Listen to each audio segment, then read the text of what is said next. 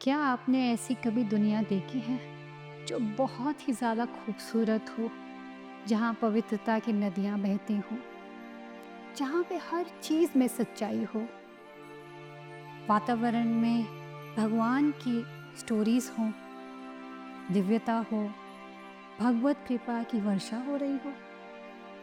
अगर आपने ऐसा जहान, ऐसी दुनिया नहीं देखी, तो चलिए आज मैं आपको दिखाती हूँ। तो ये है वो दुनिया, ये पवित्र दुनिया मेरे गुरु ओम स्वामी जी के लिखे हुए शब्दों में जीवित है। ये सिर्फ बुक्स नहीं है, ये ऐसी पवित्रता की लहर है, ऐसी गूंज है जो हम सबके दिलों में एक इस तरीके की लौ को जगा के रखती है जिससे हमारी स्पिरिचुअल लाइफ, हमारी वर्ल्डली लाइफ, हर तरीके की ज़िंदगी में हमें इनसे प्रेरणा मिलती है। स्वामी जी की बुक्स हमारी लाइफ के लिए एक विंडो की तरह हैं। डिफरेंट डिफरेंट विंडोज़ हमारी अपनी ही डिफरेंट पर्सनालिटीज़, हमारी अपनी ही दुनिया के एक नए एस्पेक्ट को दर्शाता है। हर बुक में इतनी दिव्यता, इतनी सच्चाई है कि वो दिल को ना छुए ऐसा हो ही नहीं सकता। So let's begin this journey with grace. आगे चलते हैं, one book at a time in the series of गुरु वाणी। इस गुरुवाणी के अंदर हम हर एपिसोड में स्वामी जी की एक एक बुक पे रिफ्लेक्शन लेंगे, उनकी बातों को समझने की कोशिश करेंगे और गुरुवाणी को शेयर करके हमारे जीवन में क्या बदलाव आ सकता है, हम उसको समझने की कोशिश करते हैं। तो आज इस गुरुवाणी के फर्स्ट एपिसोड में मैं अपनी मोस्ट फेवरेट बुक के बारे में बात करना चाहती हूँ, जो है if truth be told, monk's memoir. Rather, it's a monk's mirror. So let's see what it holds for all of us.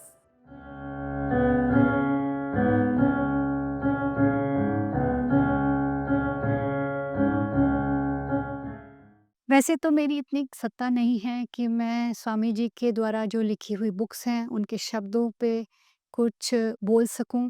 उनके ज्ञान के सामने, उनके उनके विज़डम के सामने मेरी योग्यता बहुत छोटी-सी है।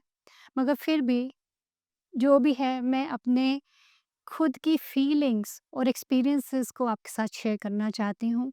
जब मैंने स्वामी जी की बुक्स पढ़ी, जब मैं उनकी बुक्स से कुछ लर्न करती हूँ, तो मुझे भी ऐसे लगता है कि ये एक प्लेटफ़ॉर्म ऐसा है जहाँ पर हम सब इसका फ़ायदा उठा सकते हैं। और ये बुक इसलिए भी स्पेशल है क्योंकि ये बुक मेरे ही सामने लिखी गई थी। बैक देन 2014 में जब स्वामी जी ने इस बुक को कंप्लीट किया था, तब हम जो क्लोज़ उनके विसिनिटी में लोग थे, हम सबको पता था कि स्वामी जी ने अपने जीवन के बारे में ये बुक लिखी है। एक्साइटमेंट इसलिए भी थी क्योंकि स्वामी जी बहुत ही इंट्रोवर्ट रहे हैं और अपनी लाइफ़ के बारे में ज़्यादा कभी शेयर नहीं करते थे। तो हम सबको ये जिज्ञासा थी कि अब शायद स्वामी जी के बारे में हम जान पाएँगे, उनकी पर्सनल लाइफ, उनकी प्रोफेशनल लाइफ को पढ़ पाएँगे, और ऐसा ही हुआ। इस बुक में उन्होंने अपने बचपन से लेकर अपनी सेल्फ रियलाइज़ेशन तक की जो जर्नी है, अच्छे से बड़े प्यार से हमारे साथ शेयर करी है। इफ ट्रुथ बी टोल्ड नवंबर 2014 में रिलीज़ हुई और आज हम 2025 में हैं, लगभग 11 साल के बाद इस बात को शेयर करते खुशी हो रही है कि बहुत सारी लैंग्वेजेज़ में ये बुक अवेलेबल है। पूरे विश्व में बहुत से लोग इसको पढ़ रहे हैं और अपने स्पिरिचुअल जर्नी को आगे बढ़ा रहे हैं। ये एक बहुत ही यूनिक स्पिरिचुअल मेमोर है। फॉर एग्जांपल कुछ बुक्स हमें इंस्पायर करती हैं, कुछ बुक्स हमें गाइड करती हैं। अ, ये कोई सेल्फ हेल्प बुक नहीं है। It's a very different book जिसमें स्वामी जी ने अपने चाइल्डहुड का, अपने एडल्टहुड का, अपनी साधना के डेज़ के बारे में हमें नॉलेज दी है। उनकी सेल्फ रियलाइज़ेशन और उसके बाद के भी स्ट्रगल्स हमसे शेयर करे हैं। ये एक बहुत ही रॉ एंड ट्रुथफुल जर्नी है ऑफ अ पर्सन, जो एक सीकर से शुरू होके एक सेल्फ रियलाइज़्ड स्टेट पे पहुँचे हैं, उससे हमें बहुत कुछ सीखने को मिलता है। और मेरी अनुभूति इस बुक को पढ़ने से ये है कि ये एक मिरर की तरह है ये book. It's a two sided mirror, जैसे दोनों साइड पे मिरर है। एक साइड पे हमें स्वामी जी के जीवन के बारे में, उनकी स्ट्रगल्स, उनके लाइफ़स्टाइल्स के बारे में पता चलता है। तो दूसरी तरह हमें अपना प्रतिबिंब भी नज़र आता है।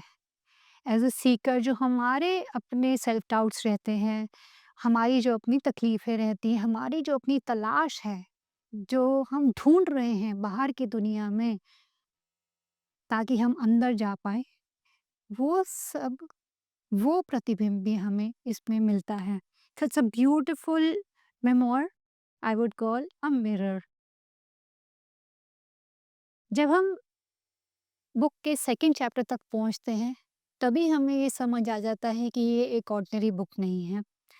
मेरे लिए तो ऐसा ही हुआ था। जब मैं इस चैप्टर पे पहुंची, द मिस्टिक, मेरी अंडरस्टैंडिंग बिल्कुल डिफरेंट हो चुकी थी। वो इसलिए क्योंकि इसमें एक एक्सपीरियंस शेयर किया हुआ है जो कि माता रानी के साथ हुआ था।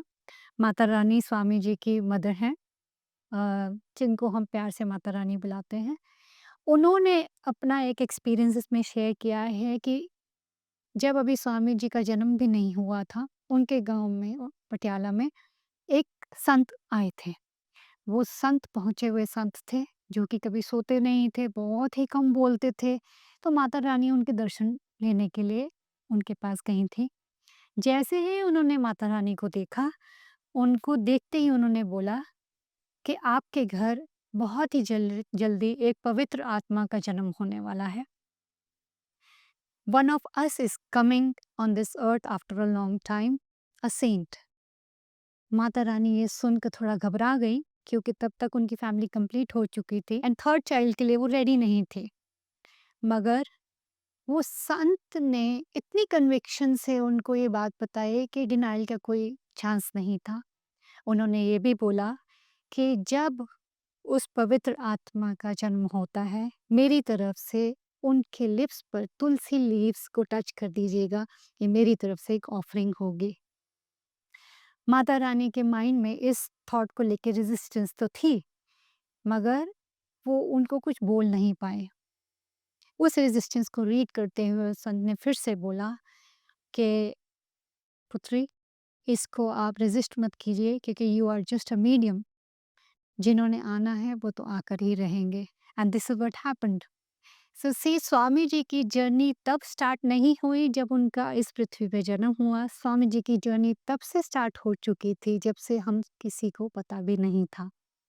सो इसीलिए सेकंड चैप्टर तक आते-आते मुझे ये रियलाइज़ हुआ कि ये बुक नहीं है, ये एक एक्सपीरियंस रहने वाला है, reading about someone who is not a usual human being. Swami ji जब 8 साल के थे तब उनको एक स्वप्न आया। उस स्वप्न ने स्वामी जी की ज़िंदगी बदल डाली।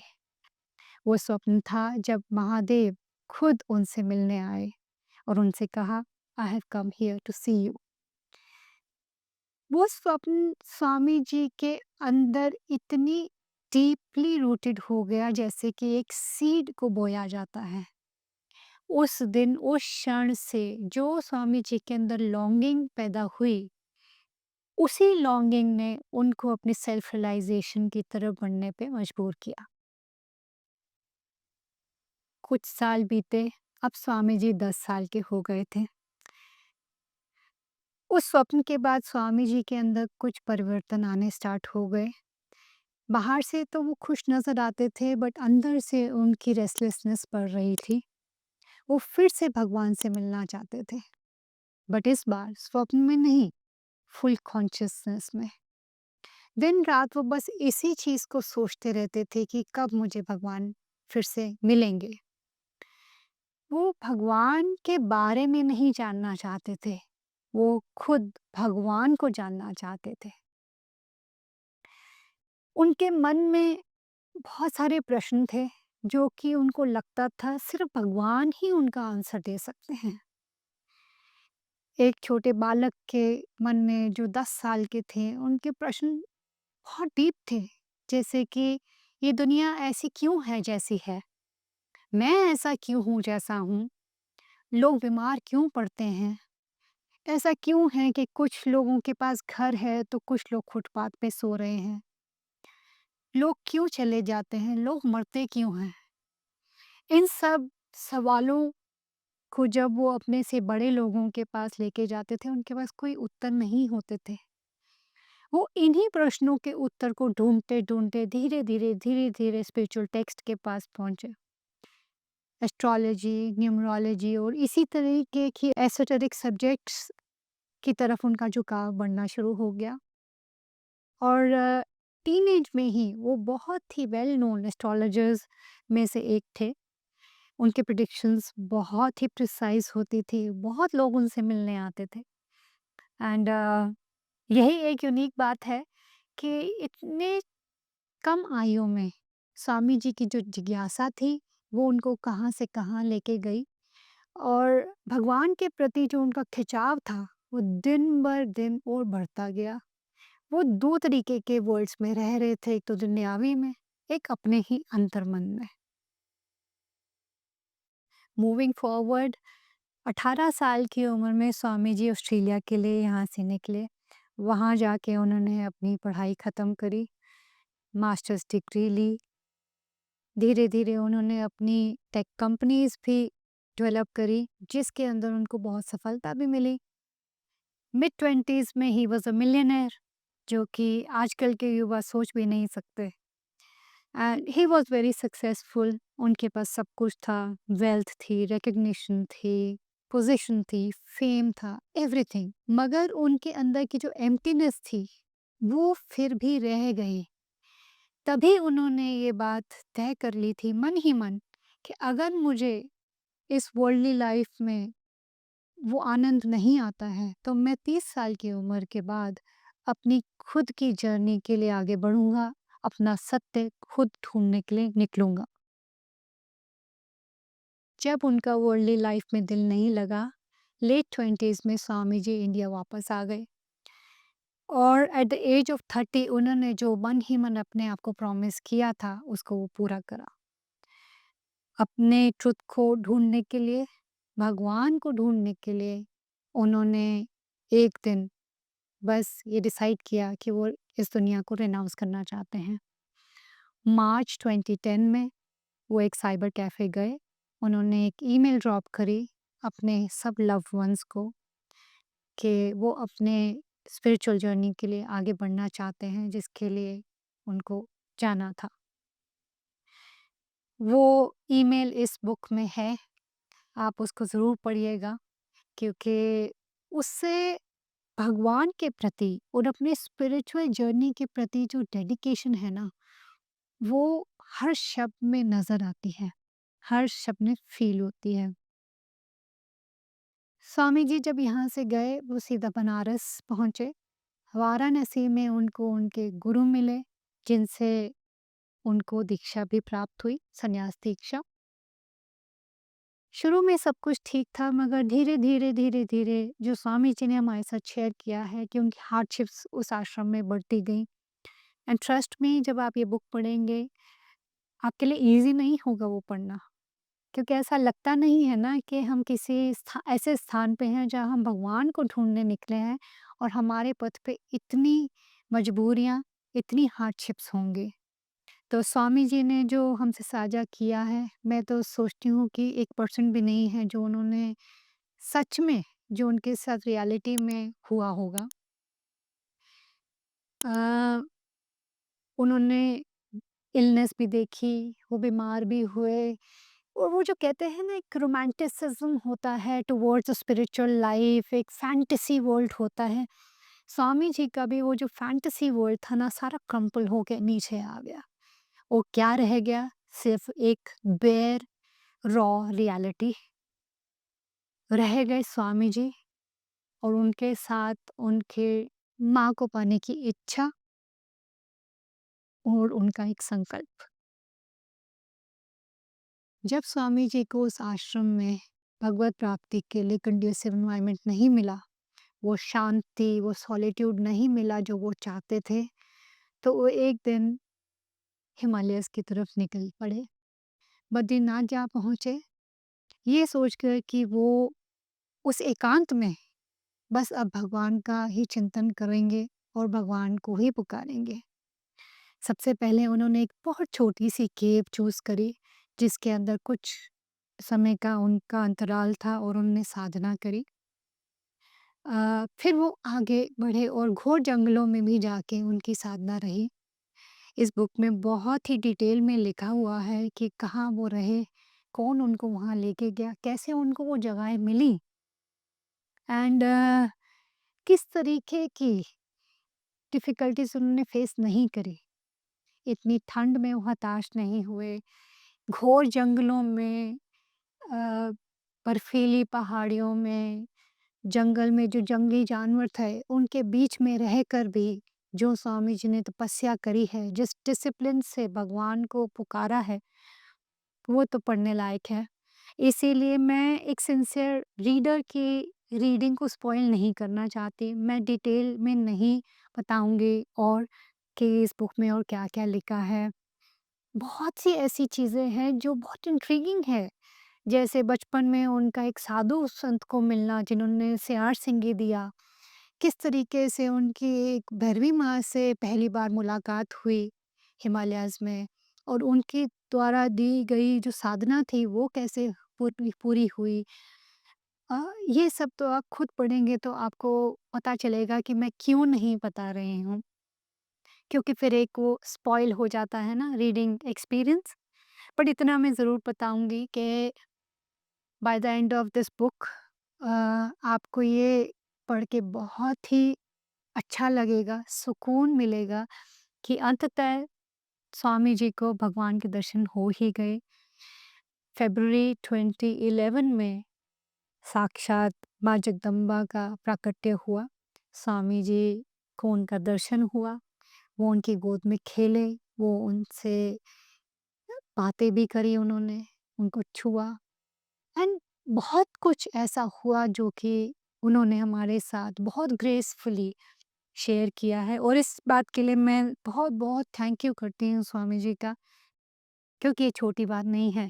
ये उनके लिए उनका सबसे इम्पोर्टेंट मोमेंट था लाइफ का जो कि उन्होंने हम सबके साथ शेयर किया है, जस्ट बिकॉज़ कि हम इस शेयरिंग से इंस्पायर हो सकें और ये विश्वास आ सके कि भगवान हैं और भगवान से हम बात कर सकते हैं। जिस प्रकार बहुत सारे और साधकों के मन में क्वेश्चन होते हैं कि स्पिरिचुअल लाइफ क्या है? क्या भगवान कभी दिखते हैं? क्या हम कभी भगवान से बात कर पाएँगे? या क्या ये बात सिर्फ़ सन्यासियों के लिए है?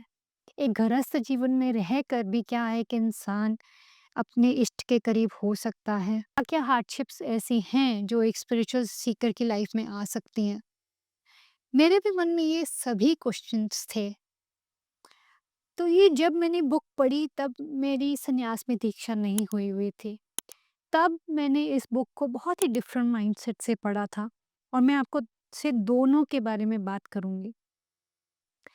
और एक बहुत इंटरेस्टिंग मुझे वाक़या याद आ रहा है कि जब ये नवंबर 2014 में रिलीज़ हुई थी, मैं बाय चांस आश्रम में नहीं थी और मुझे बहुत ही दुःख हो रहा था कि मैं इसकी मेकिंग के प्रोसेस में तो थी, मगर रिलीज़ डेट पे मैं यहाँ नहीं थी। मैं मास्टर्स का 4th दिसंबर को एग्ज़ाम था, मगर मैं इस बुक की बेसब्री से इंतज़ार कर रही थी। एक डिवोटी ने मुझे ये बुक लाकर दी।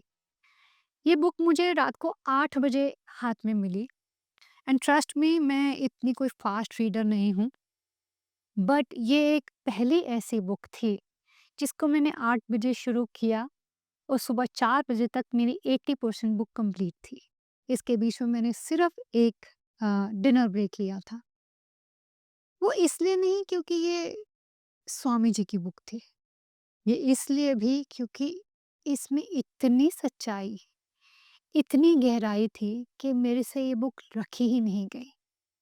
और बीच-बीच में बहुत सारे चैप्टर्स में मैं खूब रोई भी, क्योंकि स्वामी जी की जर्नी भगवान की कृपा से मैंने देखी है। और बहुत दुःख भी हुआ कि भगवान को प्राप्त करने के लिए स्वामी जी ने कितने दुःख सहे हैं, कितनी हार्डशिप्स सही हैं, कितना डिसिप्लिन को अपनी ज़िंदगी में उतारा है। भगवान की प्राप्ति के लिए उन्होंने क्या नहीं सहा, मैं ये कह सकती हूँ। तो डेफ़िनेटली बहुत ही इमोशनल बुक है। आप बीच-बीच में हँसेंगे भी, बीच में आपको एक्साइटमेंट भी होगी, बीच में आपको रोना भी आएगा, फिर एंड में जाके तसल्ली भी होगी कि भगवान मिल गए। इस बुक से मैंने 3 बेसिक चीज़ें सीखी हैं स्वामी जी से। साहस, सत्यता और समर्पण। स्वामी जी ने 2011 में जनवरी में वाव ले लिया था, एक संकल्प लिया था कि वो उम्र भर अब सत्य बोलेंगे। ये बात मुझे बहुत ही टच करती है, क्योंकि फिर तो बात यही हो गई ना कि जो भी स्वामी जी ने लिखा है, जो भी हमसे वो बात करते हैं, जो भी वो हमें समझाते हैं, जो भी हमसे साझा करते हैं, वो सच ही तो है। और आजकल की दुनिया में सच्चाई ही एक ऐसी चीज़ है जो मिलनी मुश्किल है, जो कि एक स्पिरिचुअल सीकर के लिए सबसे पहला कदम है। इस बुक ने मेरे लिए तो एक डोरवे ओपन कर दिया है, ऐसा डोरवे जो मेरी अपनी ओर मुझे लेकर जा रहा है। मुझे स्वामी जी से आज, जब संन्यास दीक्षा के बाद मैं इस बुक को पढ़ती हूँ, बहुत ही डिफरेंट तरीके से पढ़ती हूँ। उसमें एक सीकर छुपा है। अब ये सीकर पढ़ता है। अब ये बुक वो इंसान पढ़ता है जिसको अपने आंसर्स तो मिल गए हैं, मगर अपने पाथ पे चलने के लिए वो डिटर्मिनेशन, वो त्याग की भावना, वो गुरु के प्रति प्यार और गुरु के प्रति जो समर्पण था, वो जो इस बुक में पढ़ने को मिलता है, वो मेरे जैसे सीकर के लिए बहुत इम्पोर्टेंट है। स्वामी जी ने इस बुक में बहुत ही इंटरेस्टिंग एस्पेक्ट हमसे शेयर किया है, जो है गुरु डिसाइपल रिलेशनशिप का। गुरु शिष्य की जो महिमा होती है, वो क्या होती है, वो इस बुक में पढ़ने से ही आपको समझ आएगा।